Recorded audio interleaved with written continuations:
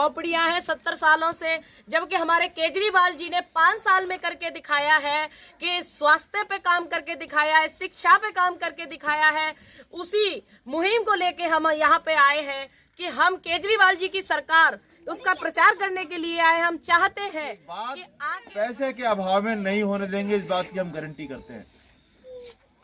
इन्हीं सब पैगाम को लेके हम लोग आए हैं आपके बीच में।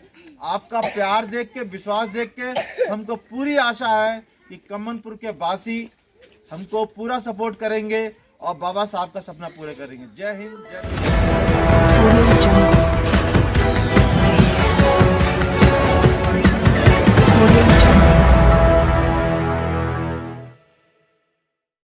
आपके प्रत्याशी ने पकड़ी रफ्तार। 122 विधानसभा फरीदपुर क्षेत्र के एक घरों तक जाकर बताए अपनी योजनाएं।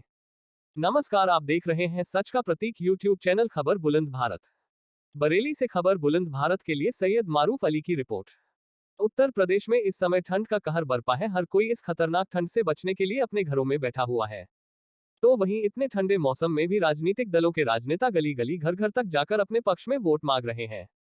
आज यूपी के बरेली की विधानसभा फरीदपुर से आम आदमी पार्टी के प्रत्याशी जनक प्रसाद ने अपने पार्टी के साथियों के साथ कई गांवों का दौरा किया और ग्रामीणों को आम आदमी पार्टी की नीतियां समझाई। वहीं बद से बदतर जीवन जीने पर मजबूर ग्रामीणों से मिलकर उनका हाल जाना।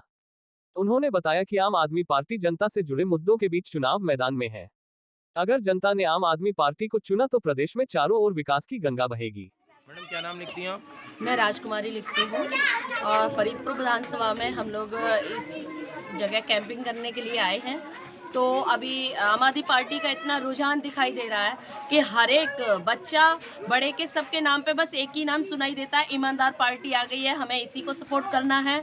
और जिस तरीके से जो शिक्षा का बेस खराब हुआ है यूपी में, हम लोग चाहते हैं कि जो दिल्ली में हमने किया है शिक्षा पे काम, वही हम यूपी में भी करें। और शिक्षा का अच्छे बच्चे घूम रहे हैं, इनका शिक्षा का बेस बिल्कुल ख़त्म हो चुका है। अच्छी शिक्षा देने का इरादा है केजरीवाल जी को। और हम सब मिलके स्वास्थ्य पे बात करेंगे, शिक्षा पे बात करेंगे और नारी सशक्तिकरण पे हम बात करेंगे। नारियों से जहाँ पे भी हम मिलते हैं कहते हैं हम 3000 रुपये पेंशन देंगे आपको। तो सारी महिलाएं एक उम्मीद की नज़र से देखती हैं, क्योंकि नारी का सशक्तिकरण तब होगा जब उनकी पॉकेट में मनी होगी। तो हम लोग जगह जगह जाके केवल और केवल आम आदमी पार्टी का प्रचार कर रहे हैं। बहुत अच्छा माहौल देखने को मिल रहा है, क्योंकि हमारी आम आदमी पार्टी की कैब को देख के सभी लोग बहुत खुश हो जाते हैं। जिस तरह से आप गली गली गांव गांव जा रहे हैं, उस तरह से आप प्रदेश के हालात किस तरह से देख रहे हैं योगी सरकार में? योगी सरकार तो सर ऐसा है कि उन्होंने तो पूरा देश बेच दिया है और हर एक बच्चे की जवान पे गए कि मतलब हमको लाठी पड़ी हुई थी कोरोना काल में, हम मोदी सरकार को नहीं लाएंगे। और कुछ तो गुस्साए हुए लोग ऐसे हो जाते हैं कि अगर हमारे पर्चे को नहीं देखते हैं तो कहते हैं कि हम वोट नहीं देंगे। जब देखते हैं कि केजरीवाल जी हैं तो एकदम खुश हो जाते हैं, कहेंगे हम नई पार्टी को लाएंगे। यहाँ पे कहाँ रहते हैं? फरीदपुर में। आज यहाँ पर आपके क्षेत्र में कुछ पार्टी के लोग आए हुए हैं और अपना चुनाव प्रचार कर रहे हैं। आप किस नज़रिए देखते हैं इनका प्रचार? इनका प्रचार हम अच्छे नज़रिए से देखते हैं। यहाँ बीजेपी के मौजूदा विधायक हैं, कभी आज तक यहाँ वोट मांगने नहीं आए, कभी ना चुनाव जीतने से पहले ना चुनाव जीतने के बाद। अब यहाँ डॉक्टर श्याम बिहारी लाल। अब यहाँ पर इस समय आपके क्षेत्र में आम आदमी पार्टी के प्रत्याशी घूम रहे हैं, तो आपको क्या लग रहा है कि यहाँ से आपके यहाँ से सपोर्ट इन्हें मिल पाएगा? बिल्कुल मिलेगा सपोर्ट। अच्छा, वो वजह क्या है, क्यों मिलेगी? क्योंकि लोग यहाँ से दिल्ली जाते हैं, दिल्ली में देखा है लोगों ने कि दिल्ली के जैसे प्राइमरी स्कूल पहले कैसे थे, अब कैसे हैं। दिल्ली का ट्रांसपोर्ट देखा है, मेट्रो में भी देखा है और सारी चीज़ें। आपके यहाँ का सरकारी स्कूल कैसा है? हमारे यहाँ सरकारी स्कूल अब कुछ हद तक सही है, पहले पिछले 2 सालों में जब तक केजरीवाल ने कदम रखा तो कुछ सुधार आया स्कूलों में? हाँ, जो अखिलेश यादव जी का 300 यूनिट बिजली का मुफ्त फार्मूला है, ये दिल्ली का मतलब अखिलेश का अपना नहीं है ये फार्मूला? नहीं, ये कॉपी किया हुआ है। इसी तरह से और भी पार्टी कह रही हम बिजली फ्री देंगे, पानी फ्री देंगे। लेकिन सबसे पहले तो वहीं से हुआ है, दिल्ली से। तो आप इस बार किसकी सरकार अगर चाहेंगे? दिल्ली में LG का अड़ंगा ना हो तो केजरीवाल और भी कुछ कर सकते हैं। LG का उसमें बहुत अब बड़ा यूपी में आप किसको देखना चाहेंगे? यूपी में ईमानदार आदमी को देखना चाहेंगे। वो कौन है ईमानदार आदमी आपके?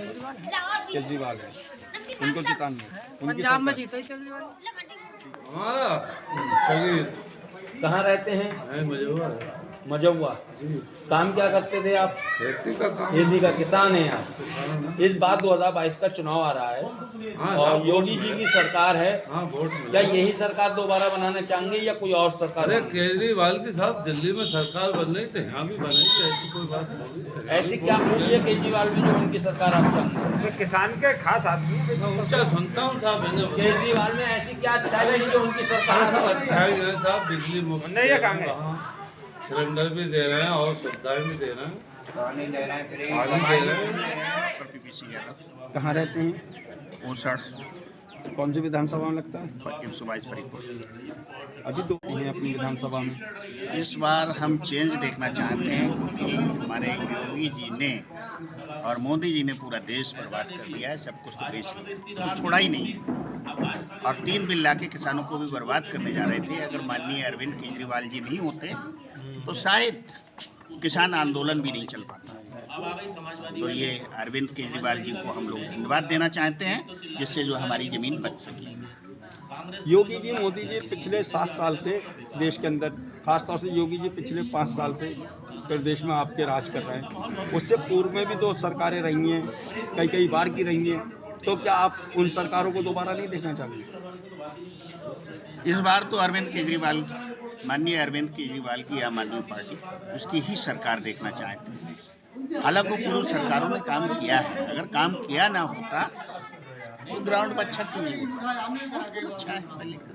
लेकिन जब से जो है बीजेपी सरकार आई है, तब से तो सब बर्बादी हो रहा है। एक चीज़ ये जानना थी, जब हमारे उत्तर प्रदेश में चुनाव आते हैं तो हिंदू मुस्लिम भावनाओं को भड़काया जाता है, हिंदू मुस्लिम नीतियों के आधार पर चुनाव किए जाते हैं और कहीं ना कहीं बीजेपी का नारा होता है हिंदू खतरे में आ जाते हैं। तो इन नारों के बीच में, इन माहौल के बीच में केजरीवाल किस तरह से चुनाव लड़ेंगे? देखो, मैं एक चीज़ बता दूं, जो नारा जो बीजेपी का है, हिंदू खतरे में है। खतरे में कोई नहीं है।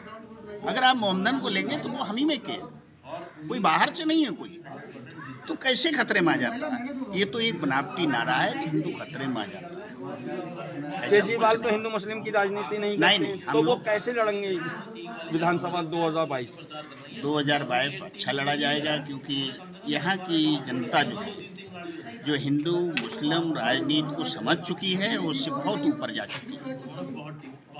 इसी सरकार को चुनती है और वही बनाती है। तो क्या मुसलमान पब्लिक में नहीं आता? सब पब्लिक मानते हैं। तो वो तो ये कह रहे हैं ना मुसलमान सरकार बनाने जा रहा है। ऐसा है, एक से कोई सरकार नहीं बनती है जब तक मुसलमानों से किनकी सरकार बन जाएगी? सिख ईसाई सब आपस में भाई है बस, और सब मिलके बनाते हैं। तो इस बार आप केजरीवाल को देखना चाहते हैं? बिल्कुल देखते वो क्या वजह है जो केजरीवाल को देख लेंगे? क्या चीज़ है उनके वर्ल्ड अंदर? क्लास शिक्षा व्यवस्था।